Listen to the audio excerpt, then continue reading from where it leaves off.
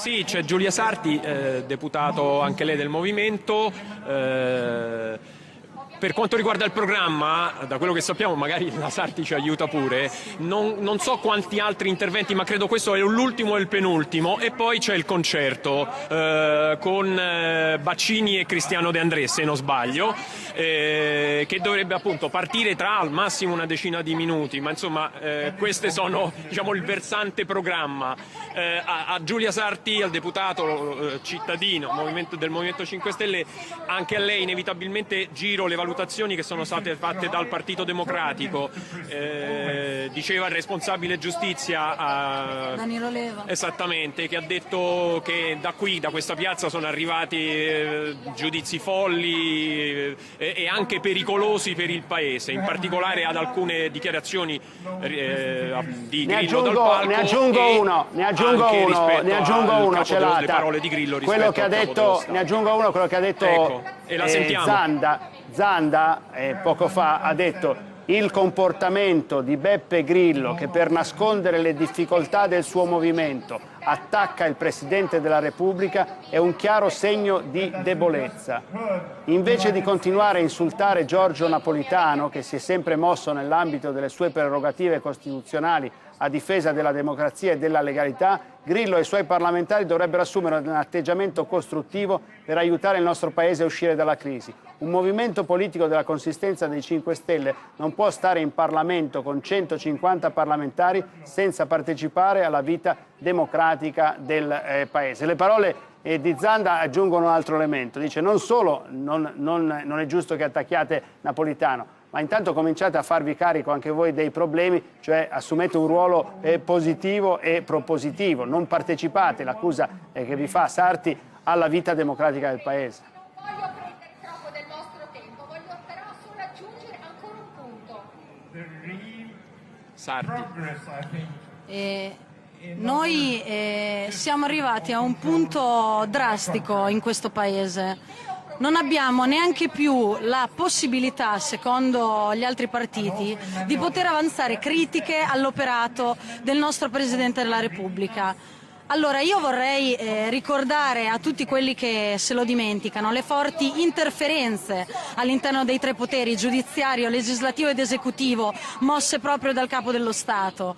Ci siamo dimenticati le intercettazioni tra Mancino e Napolitano, ci siamo dimenticati di un processo delicato come quello sulla trattativa Stato-mafia che si sta svolgendo a Palermo, ci siamo dimenticati del processo Borsellino-Quater a Caltanissetta per individuare i mandati esterni alle stragi, ci siamo dimenticati quindi la distruzione di quelle intercettazioni e quel conflitto di attribuzioni mosso proprio da Napolitano alla Corte Costituzionale, ci siamo dimenticati Napolitano che chiama a raccolta i partiti politici della maggioranza per parlare di legge elettorale, ci stiamo dimenticando i moniti di Napolitano per provare a dare una strada, indicare lui la strada al Parlamento per risolvere il problema del sovraffollamento carcerario, parlando quindi di indulti e amnistie.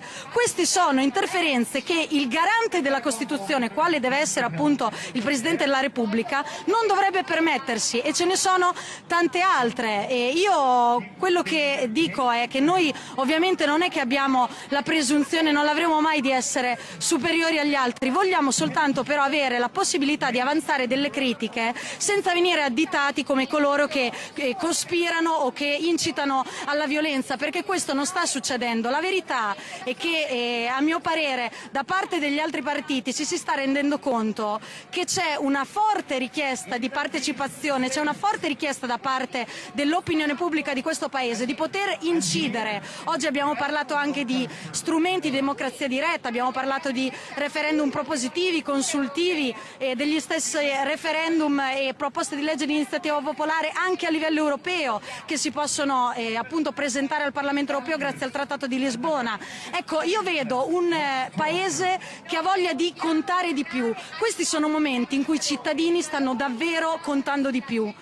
Sarti, tra le sue dichiarazioni sulle interferenze di Napolitano c'è una che secondo me deve essere chiarita, quella sulla trattativa Stato-mafia. Il capo dello Stato ha detto, rispondendo con una lettera, non ho nulla da aggiungere. A questo punto dobbiamo ragionare un po' su quello che dice lei, al di là appunto dei ruoli formali, che cosa c'è da intendere? Che Napolitano è in qualche modo coinvolto, deve nascondersi da qualche cosa, non va lì perché deve nascondere appunto qualcosa rispetto alla trattativa, è coinvolto.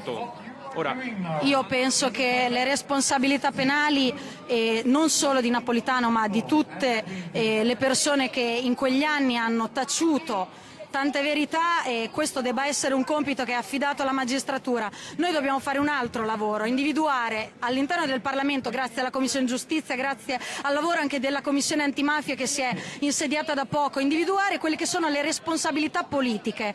Io mi chiedo questo e mi sono sempre chiesta insieme a tanti altri miei colleghi, insieme a tanti cittadini, perché il contenuto di quelle intercettazioni non è stato reso pubblico? Io da un Presidente della Repubblica mi sarei aspettata che il contenuto di quelle intercettazioni con l'ex Ministro dell'Interno Nicola Mancino fosse stato reso pubblico, non che si fosse sollevato un conflitto di attribuzioni per ottenerne la distruzione.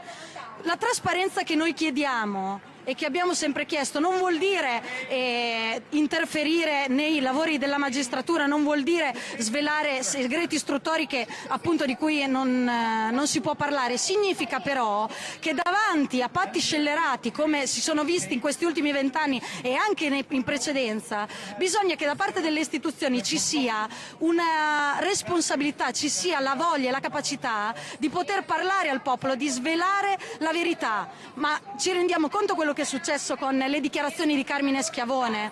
La terra dei fuochi, noi siamo stati gli unici che hanno chiesto per primi la desecretazione delle dichiarazioni di Carmine Schiavone alla Commissione Ecomafie nel 97. Grazie a quella desecretazione oggi tutti possono leggere quello che diceva Carmine Schiavone non oggi ma nel 97, e cioè che una regione come la Campania è stata devastata dai rifiuti tossici grazie agli accordi tra i camorristi e le amministrazioni locali, grazie al placet di 106 amministrazioni locali che invece di indignarsi, invece di dire no alla camorra, hanno permesso che tutto questo schifo venisse sotterrato nella regione Campania. E non solo, si arrivava fino a Latina, si arrivava fino al Molise.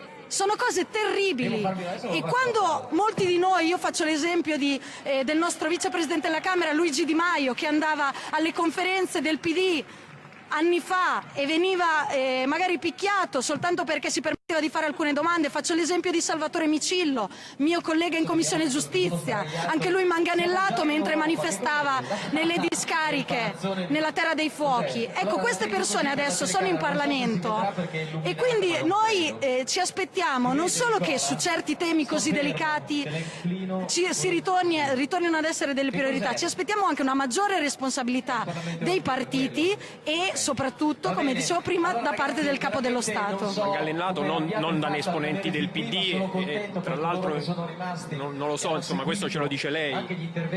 No, Di Maio manganellato da esponenti del PD o picchiato. Veniva picchiato, c'è un video su YouTube in cui si vedono, ovviamente sono immagini insomma, in cui si vede il nostro vicepresidente che veniva preso comunque. Veniva picchiato in una conferenza del PD soltanto perché si permetteva di fare alcune domande, ma queste sono cose che sono successe, che succedono a cittadini normali che come oggi stanno qui ad ascoltare esperti a livello internazionale, stanno ai banchetti a rispondere alle domande delle persone, stanno all'interno delle istituzioni ma mantengono sempre la loro normalità. È questo che poi ci salva e ci dà ancora più carica, il fatto di rimanere persone normali. Ecco, direttore, è iniziato il concerto. Sì, praticamente sì, ringraziamo delle dichiarazioni, degli interventi del comizio è finita. Ringraziamo Giulia Sarti.